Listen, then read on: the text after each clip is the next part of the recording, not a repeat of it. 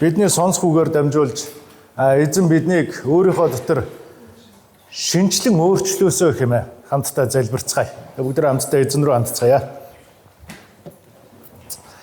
Тэнгэрлэг мөнхийн их эзэн минь танд энэ цагийн төлөө чин сэтгэлээсээ талархаж байна. Учир нь эзэн минь бид өнөөдөр таны үгийг уншиж хамтдаа суралцаад танаас бидэнд өгөгдөж байгаа үгээр дамжуулан бид өөрсдийн оюун бодлыг өөрчлөн шинжлэхэд бид аливаа зүйлийг зөв талаас нь харж чаддаг болоход та бидэнд туслаарай гэж танаас гуйж байна. Ямар нэгэн тулгарсан асуудлыг эзэн минь бид зөвөр шийдэж чадах мэрэгэн ухааныг та бидэнд өгөөрэй гэж танаас гуйж байна. Эзэн бурхан минь энд таны өмнө сууж байгаа танаар хайрлагдсан, танаар дуудагдсан таны хүүхдүүдийн дээр та өөрийнхөө зөв ба баруун мотрыг, өөрийнхөө ариун сүнсийг, таны үгийн ойлголтыг, ухаарлыг та дүүрэн байлгаж өгөөрэй гэж танаас гуйж. Эзэн минь өнөөдрийн үгээр дамжуулан бид эрх амьдралаа хамгийн сайн сайхнаар зөвөр гэгээлгээр харж чадхад, ухаалгаар төлөвлөж чадхад та бидэнд туслаарай гэж танаас гуйж. Мөнхийн эзэн минь танд бүх алдар нь байх болтугай. Эзэн Есүсийн нэрээр талархан даатхан залбирлаа. Амен. Амен. Библиэлд Ором номон дээр 12 дугаар бүлгээр ийхүү хэлсэн байдаг. Энэ үеийн явдалд нийцэлгүй харин оюун санааныхаа шинтгэлээр өөрчлөгдөж байх тун. Тэгвэл Бурхны сайн тааламжит төгс төгөлдөр таалал юу болохыг таних болно гэж. За Ором номон дээр бол ингэж хэлсэн байна. Гэхдээ энэ бол бидний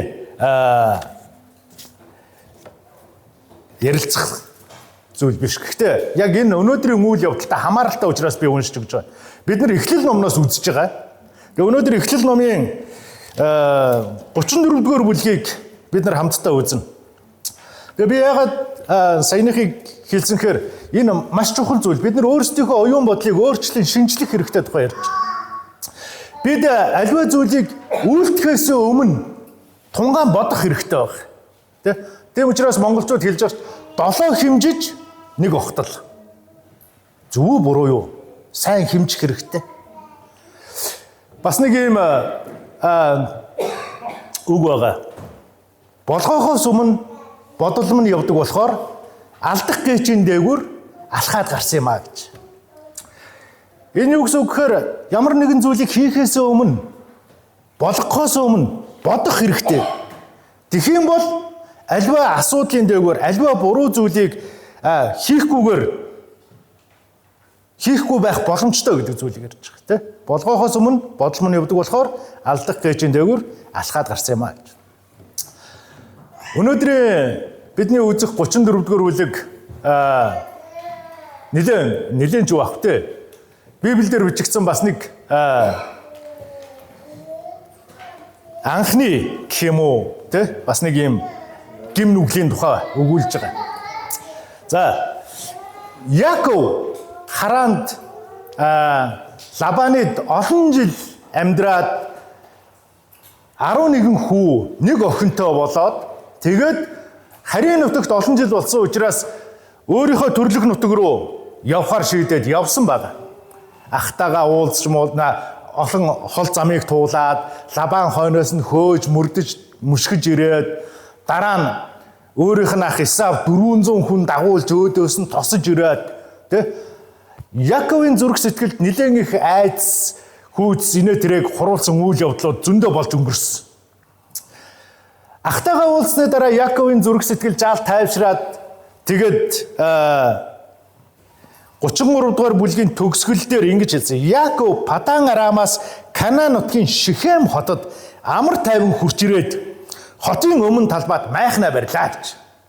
Ахтайгаа ингээ айц хүйц нэлээд хэцүү зүйлийг туулж аваад ахтайгаа уулзаад тэгээд арай хийж нэг амар тайван болсон. Тэгээд яг энэ дээр хэлсэн 33 дугаар бүлгийн төгсгөл дээр амар тайван явж Шихем нутагт хурж ирсэн гэж. Тэгээд одоо нэг амьдрал арай зэгцрээд амар тайван болоод ингээд байхнаа гэж тэр бодсон. Тэгсэн чинь 34 дугаар бүлэг ингэж эхэлж байгаа. Яковт яагийн төрүүлж өгсөн Дина охин тэр нутгийн бүсгүүчүүдийг харахаар гадагш гарчээ гэж. За Яковын 11 хүүхдийн дунд бид нар санаж байгаа бол Дина гэдэг нэг охин мэндэлсэн тухай Библиэлд бичигдсэн байна. Энэ охин бол Лягийн охин. Яаковын одоо нөгөө анхны эхнэр, тэ? Анхны эхнэр Лягийн охин. Яаковд 6 хүү төрүүлж өгөөд тэгээд дараа нь нэг охин төрүүлж өгсөн. Тэр нь Дина. Библиэлд бичигдсэн байна. Ля дахин жирэмсэлж Яаковд охин төрүүлж өгөөд түүнийг Дина гэж нэрлсэн гэж. За энэ охин Шихем нутагт Яаковын ирж амьдэрсэн. Тэгээд нутгийн бүсгүүчүүдийг харахаар гарсан гэж. Зарим яг уу Йосифус өнөөдөр гэсэн Библийн түүхчд тухайн газар нутагт баяр ёслол болж исэн учраас Дина тэнд оролцож байгаа эмэгтэйчүүдийг харахаар тэ баярыг үзэхээр ингэж гарсан марсан. Янз бүрээр ярьж байгаа. Гэтэ ямар ч байсан Дина бол тэнд байгаа өөр соёл иргэншилж байх тэ өөр газар нутагт ирсэн учраас Яаковын ганц охин дээрээ 7 ахтай доороо бас хэдэн эрэгтэй дүүнэртэй тэ одоо манай гэгэнэ шиг л гэсэн үг. Манай гэгэнэ дээрээ 3 ахтай тэгээд айгүй хөдөлгөөнтэй юм момондөгөр ингээл авираал эрэгтэй хүүхдтэй бараг ангийнхандаа дунд бол нэг 6хан бандтай тэд нартайгаа тэгээд зодтолтож модтолтоод ингээд нэлээ их иршүүд.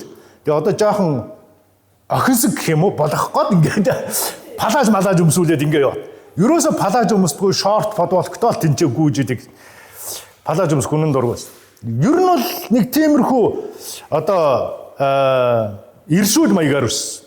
Тийм учраас нутгийн эмэгтэйчүүдийг харахаар Дина аавынхаа гэрээс гарч газар нутгаар охтууд тухайн газар нутгийн байдлыг хүмүүсийг харахаар ингээд гарсан баг.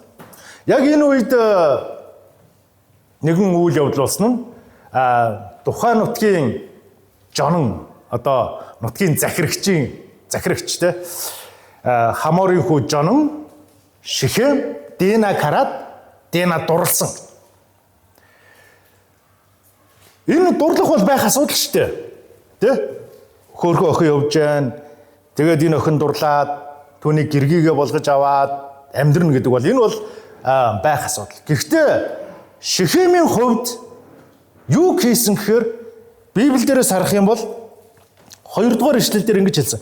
Хивичүүдийн Хаморын хүү буюу тэр нутгийн жонон Шихем түүнийг хараад авцарч хүчирхийлэн бузарлав. Дараа нь яг энэ үйл явдлынхаа дараа түүнд татагдж тэгээд түүнийг эхнэрээ болгохоор шийдсэн гэж. Тэгэхээр түрүүний миний хэлсэн 7 хэмжээч нэг охтол гэдэг. Тэгээд түрүүн нөгөө нэг хэлсэн нэг 4 мөрт байсан. Эднэр яг бидний амьдралд маш чухал зүйл. Бид нар ямар нэг юм надад таалагдах юм бол яах ёстой? Эхлээд эзнээс нь асуух ёстой. Надад хэрэглүүлж болох уу, өгж болох уу, би энийг чинь үзэж болох уу? Хэлэхгүйгээр авж байгаа, хэлэлгүйгээр хийж байгаа альва зүйл алдаа зөрчил гэм нүгэл буруу зүйл болж байгаа. Шихемийн хувьд бид нар 3 дугаар ишлэл дээр ингэж үзэх юм бол ингэж байгаа. Яаковын охин Динад тэр үнэн голоосоо татагдж тэр охиныг хайрлан инхри үгээр түүнтэй ярилцсан гэж. Зүрх сэтгэл нь тэр охин татагдсан, дурлсан, хайрлахыг хүссэн. Гэхдээ тэр зүрх сэтгэлээ нээхээс өмнө хийсэн үйлдэл нь гэм нүгэл алдаа зөрчил буруу зүйл болж байгаа. Хэн нэгний юмыг танд үнэхээр хэрэгтэй байгаад та тэрийг авах юм бол хэлэлгүйгээр авах юм бол хулгай болно. Авсныхаа дараа хэрглэж энийг чинь би хэрглэж болох уу гэж асууж болохгүй гэсэн үг. Хэрвээ үнэхээр хэрэгтэй бол та эхлээд эзнийг нь олоод чиний эн чинь надад хэрэгтэй байна би энийг чинь түр хэрглээд тэгээ би буцааж өгч болох уу? Хэрглэж болох уу? Тэгээ тэр хүн зөвшөөрөх юм бол авч болно. Дихгүйгээр авах юм бол хулгай болно. Дихгүйгээр ямар нэгэн зүйлийг хийх юм бол гэм нүгэлт болно. Яг ийм зүйлийг хэлсэн. Тийм учраас монголчууд 7 хэмжиж нэг огтол. Энэ зүйл надад хэрэгтэй байгаа ч гэсэн би хэлэлгүйгээр авч болох уу болохгүй юу гэдгийг бодох хэрэгтэй. Динад тэр Шихем үнэхээр дурлаж хайрлахыг хүссэн баг. Тэгээ энэ дээр 4-р эшлэлдэр энэ охиныг надад эхнэр болгон авч өгөөч гэж ааваасаа гуйсан Шихем. Магадгүй яг энэ үед бид нар Библийн Динаг төрснөөс хойш үйл явдлыг харах юм бол магадгүй Дина 15-16 орчим насны охин байсан.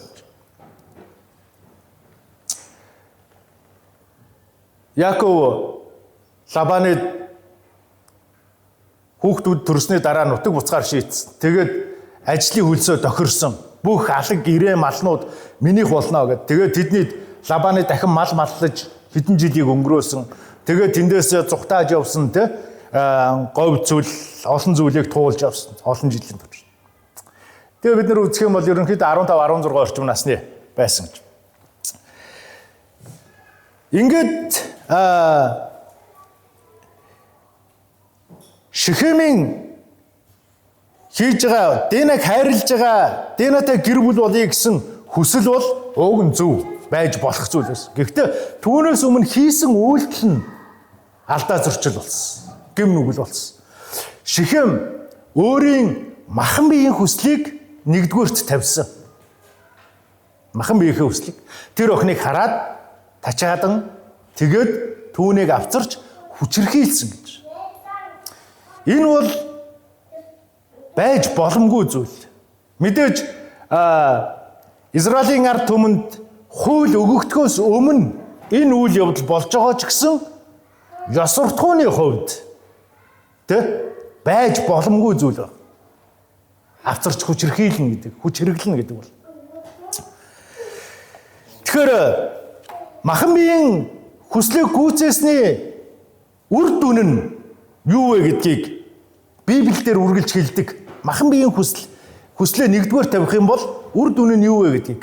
Ром номын 8-р бүлгийн 5-р эшлэлдэр яг энэ зүйлийг хэлсэн байна. Юу гэж хэлсэнгээр учир нь мах бодийн дагуух нь мах бодийг хүсдэг. Сүнсний дагуух нь сүнсний имийг боддог гэж 8-р бүлгийн 5-р эшлэлдэр хэлсэн. Ром номын. Тэгээд цааш нь үргэлжлүүлээд үр дүнгийг хэлсэн байна. 6-р эшлэл Ром номын 8-6 дээр юу гэж хэлсэн гэхээр мах бодийн бодол санаа нь үхэл. Сүнсний бодол санаа бол амба амар тайван юм а гэж. Тэгэхээр танд яг эхлээд өөрийнхөө хүслийг биелүүлэх магадгүй хэрэгцээ тулгарна. Гэхдээ та бодох хэрэгтэй. Аливаа зүйлийг хийхээс өмнө сайтар тунгаан бодох хэрэгтэй. Тийм учраас түрүүн би Ром номын 12 дугаар бүлгийн тэр зүйлийг уншиж өгсөн. Бурхны үгээр өөрсдийн оюун бодлыг шинжлэн өөрчлөх хэрэгтэй гэж. Хэрвээ тэх юм бол Бурхны зөв, сайн, тааламжит хүсэл юу болохыг мэдэж эхэлнэ гэж. Хэрвээ бид нар Библийг уншаад өөрсдийнхөө оюун бодлыг өөрчлөхгүйгээр өөрсдийнхөө хүслийг л үргэлж нэгдүгээр тавиад ах юм бол бид нар өөрчлөгдөхгүй байна гэсэн үг. Мэдээж бидэнд хэрэгцээтэй маш олон зүйл байгаа. Хүний хэрэгцээ хэмжээ хязгааргүй маш их баг. Тэгээ өнгөрсөн номлол дээр би ярьж л байсан. Гоё машинтай болох юм бол тэрнээс илүүтэй болмоор. Гоё газартай болох юм бол тэн дээрээ гоё байшин барьмаар. Нэг давхар гоё байшин барьчих юм бол энийг хоёр давхар болгомоор. Яг одоо би яг тийм байл. Би нэг газар аваад тэгээд ам бүл зургуулаа учраас нэг давхар жижиг байшинд арай багтахгүй мэн гэдэг том байшин хоёр давхрыг барьсан чинь нөгөө хүүхдүүд чинь гадаад яваад гэсэн чинь одоо ингээд нэг том байшинд хэдүүлэх нэ ингээд байж.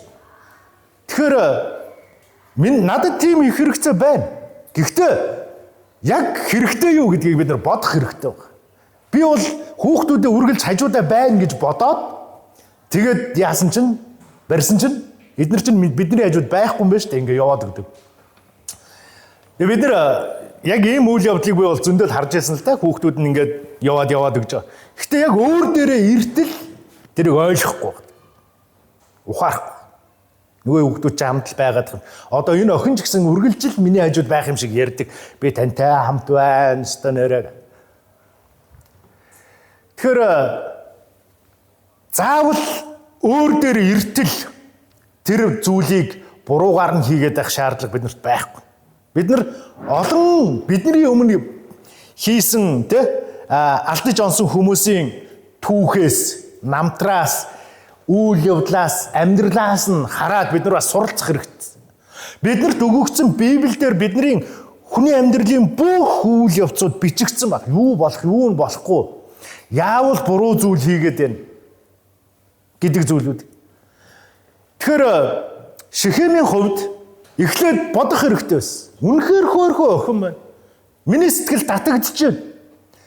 Тэгээ би яах ёстой? Эхлээд гэр бүл болох ёстой. Эхлээд би асуух ёстой. Эхлээд би зөвшөөрөл авах ёстой.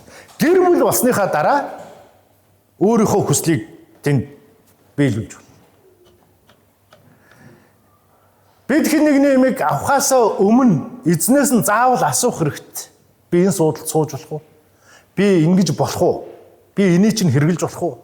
Энийг би авч болох уу? Тэгээ миний одоо би MIU сургуульд мужаан хийдэг. Олон хүмүүс би анги болгон руу орж янз бүрийн ааш араншинтай багш нартай, ажилчидтай хүмүүстэй тэнд би уулзчих. Зарим нь намайг загнана, зарим нь асуун, ингүүл зүгээр юм уу? Та юу гэж бодож байна? Тэгээ янз бүрийн хүмүүс. Тэгээ миний баримтлагдаг нэг зарчим яг л Библийн зарчим. Хэрвээ өөрөөс чинь шалтгаалж байгаа бол бүхэнтэй эвдээ байхыг л хичээнэ. Тэр хүн надад уурлаа гэд би зөрүүлээд ууралж болохгүй шүү дээ. Аль болох асуудлыг эрэг талаас нь хараад зөвөр шийдэхийг хүсдэг. Тэгэхээр бидний амьдрал тулгарч байгаа маш олон асуудлыг бид нар яг тийм байдлаар шийдэх хэрэгтэй. Тэ? Шихемийн үйлдсэн хэрэг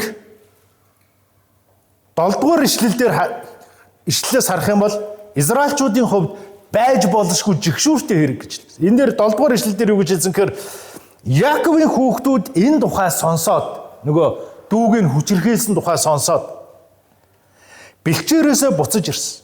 Яаковын охиныг Шихем хүчирхийлэн Израильд ичгүүрт хэрэг үйлдсэн ба тэр нь байж болшгүй хэрэг учраа хүмүүс ихэд гашуудан харамсаж маш их ууралсан гэж. Энэ үйл явдал Израилийн ард түмний хувьд бол байж боломгүй зүйл гэж. Хэдийгээр хууль өгөгдөөгүй ч гэсэн ёс суртахууны хувьд байж боломгүй зүйл. Өнөөдөр ч гэсэн ийм зүйл байж боломгүй. Гэхдээ л байсаар багтах. Бид нар Facebook-ээс янз бүрийн сувгуудаар үргэлж сонсож байгаа тийм. Тэдэн настай охиныг дэгсэн гин, тэдэн настай эмэгтэйг дэгсэн гин, тим хүмүүс дэгсэн гин. Тэгээ одоо энэ ингээд байх л ёстой асуудал юм шиг заримдаа бид нар ингээд бодогдоод эхэлж байгаа. Гэтэл үнэндээ бол энэ байж боломгүй зүйл байна. Бид нар Египтээс гарсан номон дээрээс үзэх юм бол Израилийн ард түмэн Синай цөлд байхад эзэн Мосегээр дамжуулан Израилийн ард түмэнд хууль өгсөн.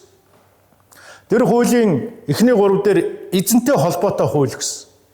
Эзний нэрийг дуудаж болохгүй, тэ? Эзний дэмий хоосон дуудаж болохгүй, янз бүрийн дүрс хийж болохгүй. Тэгээд амралтын өдрийг та нар ариунаар сах гэд эзэнтэй бол. Дараа нь хүмүүстэй холбоотой хууль өгсөн. Эцэг гэхээ хүндэл, тэгвэл урт наслан. Тэгээд дараа нь чи хүн алж болохгүй, тэгээд бүү завхаар гэдэг. Ийм зүйл өгсөн.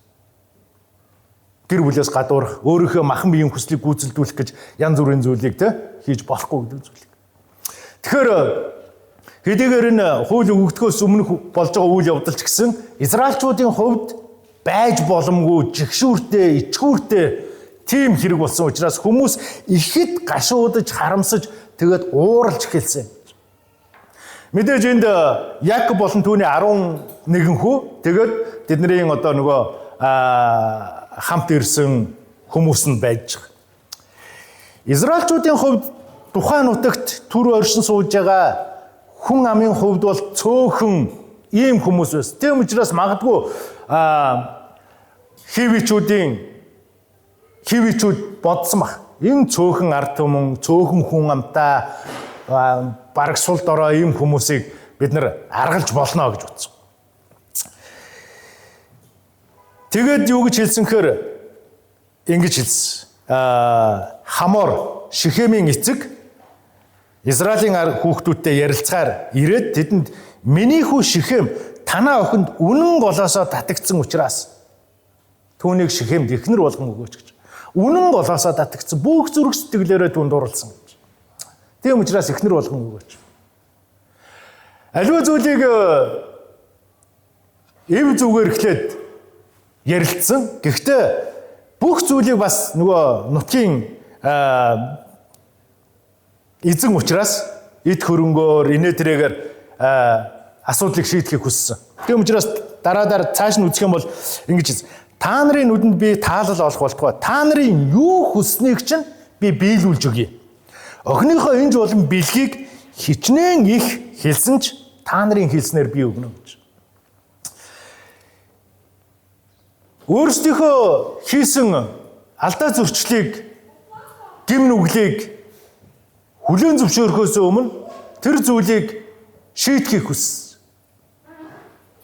Эхнэр болгон өгөөч. Тэгээд юу ч хэлсэн бид нар биелүүлнэ. Юу ч нэгсэн бид нар өгнө. Эхлээд яах ёстой бид нар гим нүгэлд буруу зүйл алдаа зөрчил хийх юм бол бид нар эхлээд яах ёстой? Уучлалт гуйх ёстой. Уучлалт гуйх ёстой. Тэгээд ямар учир шалтгаанаар энэ зүйл хийсэн бэ гэдгээ эргээр зүгээр тайлбарлах хэрэгтэй. Яг нь энд бол тайлбарлах гэж үзсэн. Үнэн голоосоо татагдсан учраас эхнэр болгон өгөөч. Үнэн голоосоо татагдсан учраас ийм зүйл болчлоо. Уучлаарай. Тэгээд ингия гэсэн зүйл баг. Үнэн голоосоо татагдсан. Тэгээ одоо нэгэнт хэрэг явдал ингээд болцсон учраас эхнэр болгон өгөөч. Тэгээ заримдаа бид нар хүний эмийг ингээд авчаад хүн нь нэххээр юу сүртэй юм бэ ингээд буцаагаал өгч штэ. Уучлаарай гэдэг үг заримдаа биднээс гардаггүй. Тэгээ үнэхээр хэрэгтэй бол бид нар гуйх хэрэгтэй, асуух хэрэгтэй, зөвшөөрөл авах хэрэгтэй болж байна.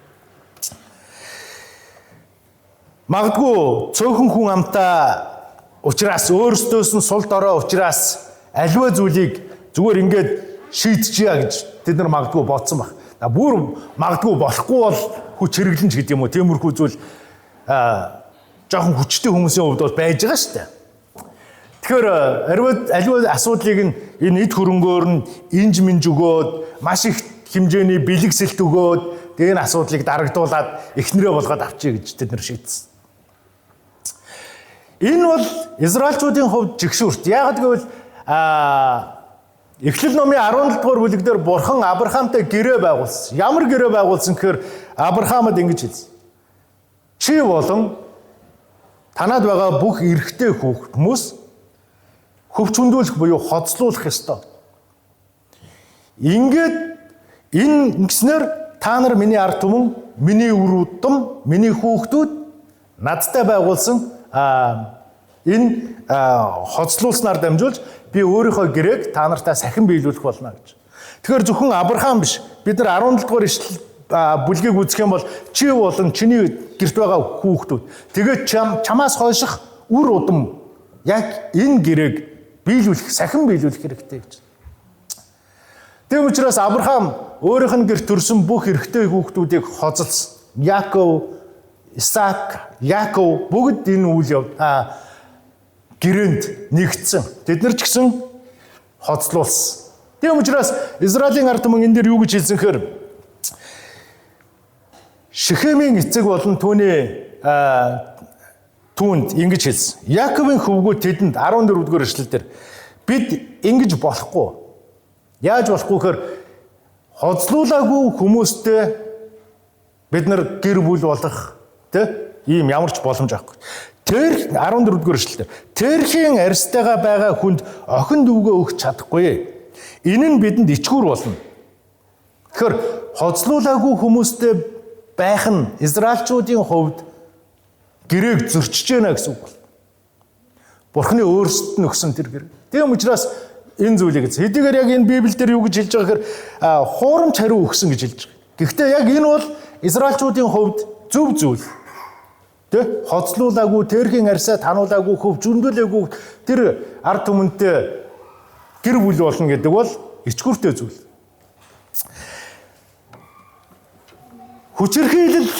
Хүчирхийллийг дагуулдаг.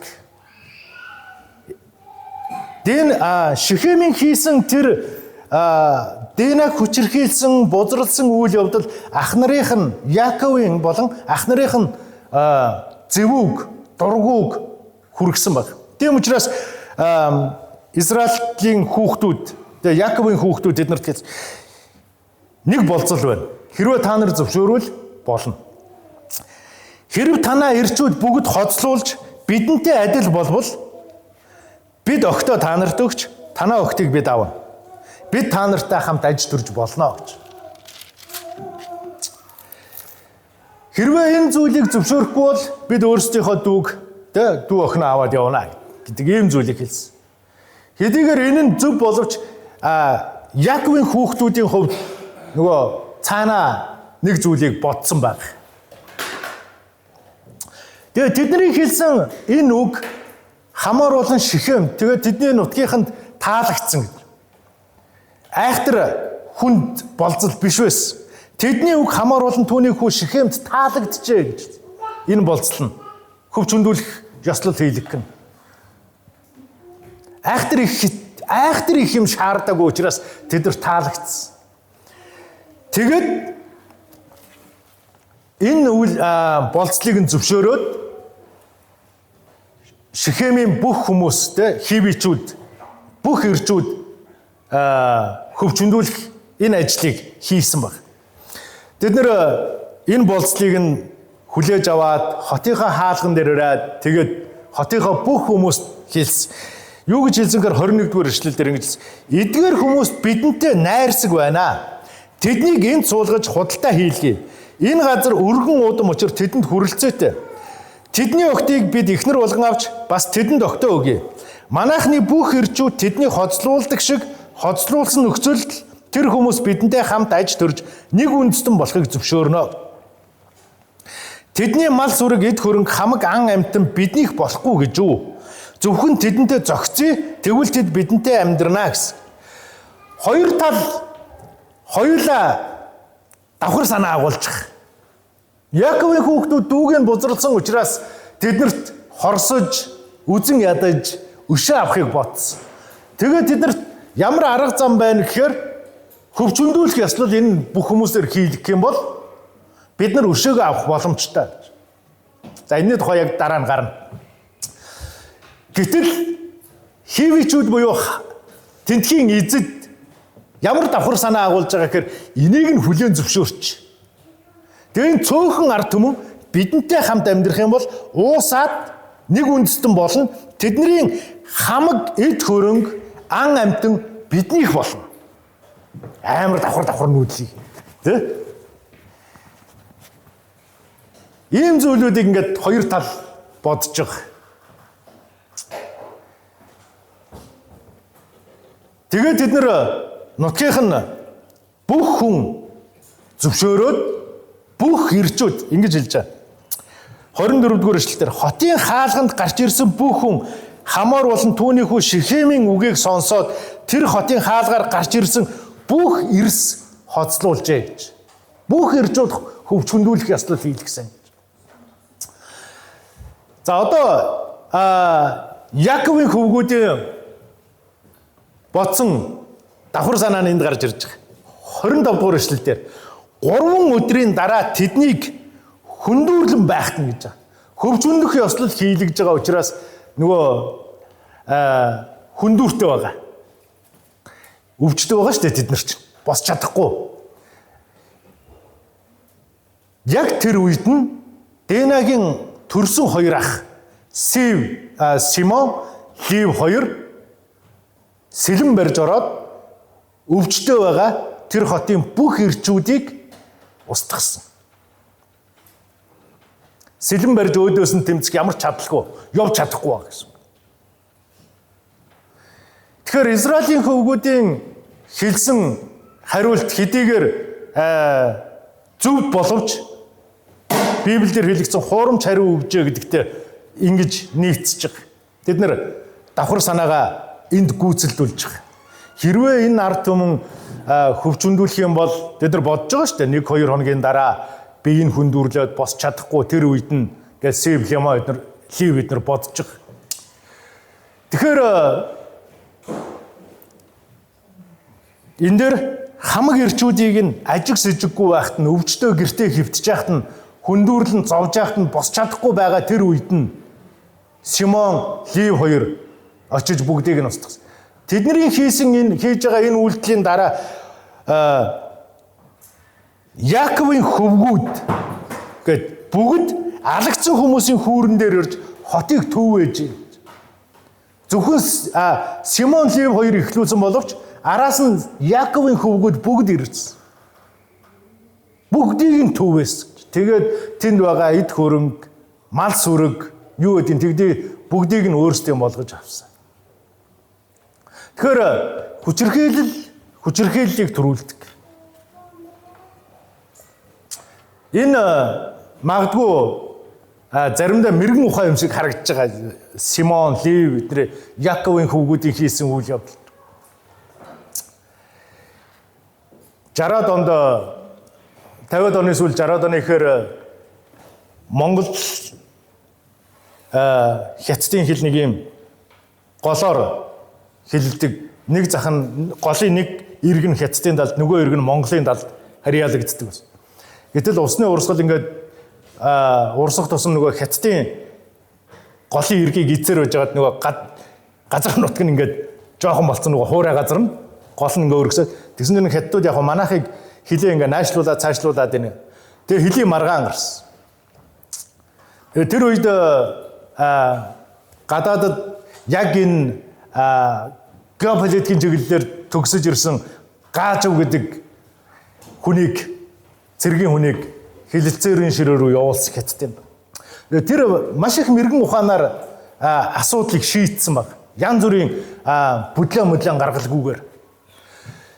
Тэгсэн чинь хятадын дал том аяганд ингээд арх хийгээд барайл 15-6 нөгөө цэргийн хүнгээ суудсан хятадын талаас. Манайхаас ч гэсэн нэлээ тэгээд нөгөө хонь гаргаал ингээд Монголын талаас.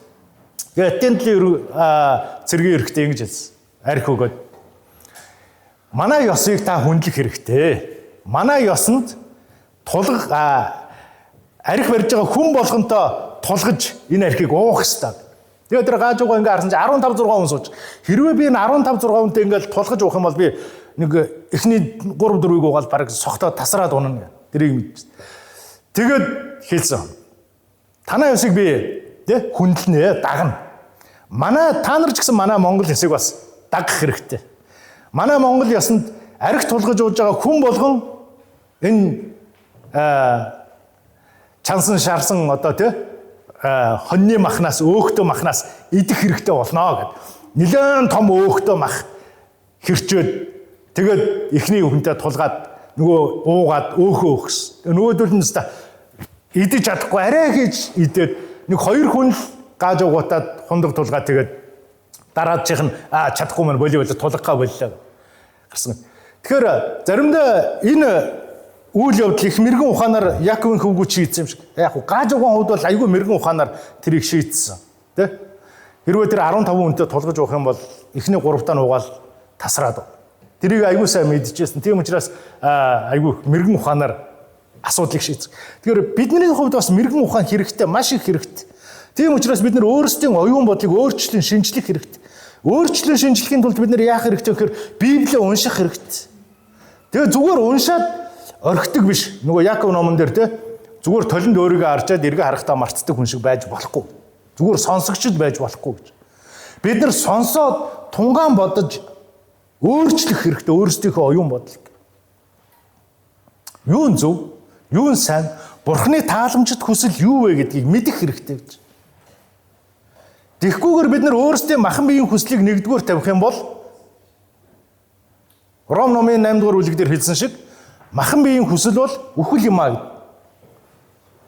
Бид нар өөрсдийнхөө махан биеийн хүслийг л нэгдүгээр тавиад гүйцэлдүүлээд явах юм бол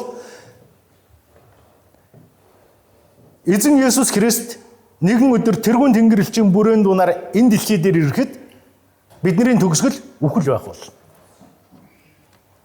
Тийм учраас бид махан биеийн хүслээ бодох хэрэгтэй. Энэ үнэхээр надад хэрэгтэй. Энийг үйлдэх нь Бурхны таалал, Бурхны зөв мөн үү? Энийг хийх нь Библиэд бичигдсэний дагуу зөв шударга зүйл мөн үү гэдгийг бид нар бодох хэрэгтэй. Ийм үг хэлэх нь, ийм үйл хийх нь зөв үү? Ам алдвал барьж болохгүй, агт алдвал барьж болно. Тэ? Нэгэнт амнаас гарсан үг бол тэгэл ямар ч арга байхгүй. Тэгэхээр бид нар ярихаасаа өмнө ч гэсэн бид нар бодох хэрэгтэй. Бодлогогүй хэлсэн үг бүрийнхээ төлөө хүн шүүгдэх болно.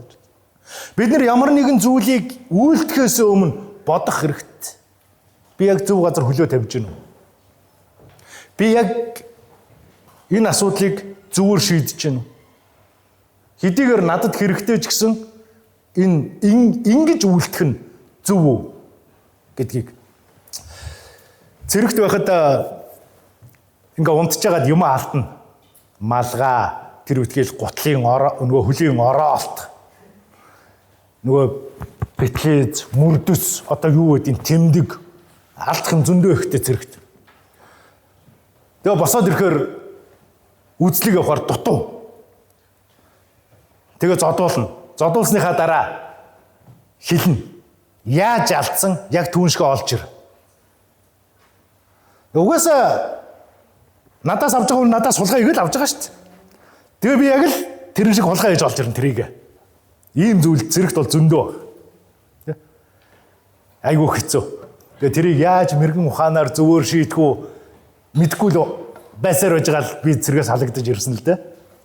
Тэгээд дахиад маргааш үзлэг болоход дахиад дутуу байх юм бол дахиад зодуулна. Тэ? Олж ирч чадаагүй учраас. Тэгэхээр яаж алдсан шиг л олохоос өөр арга байхгүй. Тэгээ шүн босоод явна, тэ? Төчгнүүлээл. Тэгэхээр нийгэм заримдаа биднэрт иймэрхүү зүйлийг сургадаг бол Библи биднэрт өөр зүйлийг хэлж байгаа. Оюун бодлоо шинжил. Юу нь зөв, юу нь сайшаалтай, юу нь магтууштай, юу нь талархууштай вэ гэдгийг мэдэж, бодож үйлдэх хэрэгтэй гэж. Тэгэхээр Яаковын охиныг ийхүү хивичүүд хүчрхийлсний улмаас үр дүн нь юу болсон гэхээр ганцхан хотын тэр жонон буруу үйлдэл хийснээс, гим нүгэл үйлдснээс тэ нэг охиныг хүчрхийлснээс тэр хот тэр чигээрээ сүйтсэн. Яаковын 12 хөвгүн тэр хотыг тэр чигээр нь төвөөс гэж. Дараа нь яг энэ үйл явдал болсны дараа Яаков юу гэж хэлсэн гэхээр Симон Лев хоёрт хандаж ингэж хэлсэн. Энэ нутгийнх нь Канаанчуудад болон Фрицчүүдийн дунд та нар намайг жигшүүр болголоо. Надад лайд харьлаа. Бид цөөхүүлээ. Тэд миний эсрэг нийлж намайг давтлан намайг алж би гэр оронтойгоо устгагдах болно гэж. Тэгээ энэ дээр яг өөрсдийнхөө нөхцөл байдлыг хэлсэн. Бид нар цөөхүүлэх нэ. Тийм учраас ийм хэрэг хийх нь зохистой биш байсан гэдгийг хэлж байгаа. Энэ үйл явдлыг сонсон бусад үндэстэн, бусад нутгийнх нь бидний эсрэг ирүүл яах юм бэ? Бид гэр бүлээрээ устж үгүй болно. Тэ? Хүчирхийлэл бол хүчирхийллийг л дагуулдаг. Яаков ч гэсэн энэ зүйлийг мэдж байгаа. Ийм зүйл яагаад хийж байна? Тэгээ бусад үндэстнүүд хүрээдрүүл яах вэ? Бид нар цөөхүүлээ штэ. Аливаа зүйлийг мэрэгэн ухаанаар, гэхдээ яг энэ асуудалд одоо ямар мэрэгэн ухаанаар хандах байсныг сайн мэдэхгүй л байна л да. Дүүг нь хүчирхийлсэн учраас Израилийн ард түмэнд энэ нь байж боломгүй жигшүүртэй хэрэг болсон учраас яаж мэрэгэн ухаанаар эв зүвгээр ямар зөв зохистой арга замаар шийдэх ёстой байсныг яг одоогор бол би бол мэдэхгүй л байна л да. Яаж найрамдаж байж болох байсныг. Гэтэл хүчирхийлэл бол хүчирхийллийг төрүүлдэг. Аливаа буруу зүйл дараа нь биднийг буруу зам руу л хөтэлдэг. Тийм учраас та бүхний бидний амьдрал ч гэсэн яг ийм зүйл тулгарна. Мэдээж ийм хүчрхийл амар юм байж байхгүй л гэж магадгүй л дээ. Гэхдээ нөгөө муу ярилж байгаа биш те. Гэхдээ бидний амьдрал цаашид юу тулгархыг, юу тохиолдохыг, ямар асуудал бидний амьдралд гарахыг бидний хинэн ч мэдэхгүй. Маргааш ямар байхыг битгийл эндээс гараад яахыг ч гэсэн бид нар мэдэхгүй тий. Тийм учраас бид нар өөрсдийн оюун бодлыг зөв байлгах хэрэгтэй. Аль болох бид нар сайн сайхныг бодох хэрэгтэй. Сүнслэг зүйлүүдийг, бурханлаг зүйлүүдийг бид нар бодох хэрэгтэй. Библийн үгийг бид нар үргэлж тунгаан бодох хэрэгтэй. Энэ дэлхий дээр амьдарч байхад бид нар хүн учраас биднэрт махан биеийн хүсэл нийцүүлэх гэсэн зүйлүүд маш их байна. Гэхдээ л эхлээд Бурхны хаанчлал түүний зөвхт байдлыг гэж. Эхлээд бүх зүрх сэтгэл бүх хүч чадлаараа эзэн Бурхнаа хайрл гэж. Эхлээд сүнслэг зүйлүүдийг, эхлээд Бурхны зүйлүүдийг тунгаан бодох хэрэгтэй гэдгийг Библи хэлдэг. Тэгэх юм бол бидний зам мөр зөв байна, бидний оюун бодол зөв байна, бидний цаашдын алхам зөв байх болно. Тэгэхээр таны амьдралд юу ч тулгарч болно, ямар ч асуудал тулгарч болно. Бид нар зөв талаас нь харах хэрэгтэй. Аль боломжтой талаас нь зөвөр шийдэж болох арга зам юу вэ гэдгийг бид нар харах хэрэгтэй бол. Таны амьдралд өнөөдөр айхтар энэс хэцүү ч юм уу айхтар асуудал тулгарааг баг. Гэтэл мэдээж амьдрал учраас янз бүрийн асуудал байгаа. Заримдаа бид нар хүнийхээ оюун бодлоор шийддэг. Тэгээд алдаж үзээд биш вэж гэж боддог. Тэгээд Бурхныхаар шийдэх ёстой юм байна гэдгийг ойлгодог. Эхлээд асуудал тулгархад бид нар залбирхаасаа илүү Бурхнаас асуухаас илүүтэйгээр өөрийн оюун бодолтой тулгуурладаг. Харин Библи сургаалт үгс номон дээр та нар өөрсдийн ойлголтод бүү түшгэл гэж хэлж байна. Эхлээд Бурхныг нэгдүгээр тавиана гэж. Тэгэхээр та өөрийнхөө оюун бодлыг өөрчилж шинжлэхгүйгээр аливаа асуудлыг мэрэгэн ухаанаар шийдэх ямар ч боломж байхгүй. Эхлээд Бурхны үгийг оюун бодолтой байлгах хэрэгтэй. Ийм асуудал тулгархад би Библийн зарчмын дагуу яаж шийдвэрлэх ёстой вэ гэдгээ эхлээд мэдэх хэрэгтэй бид нар. Тэгэх юм бол бүх гарц, бүх арга замыг Бурхан зааж өгөх болно. Эзэн та бүгдийг ерөөн сахих болтугай.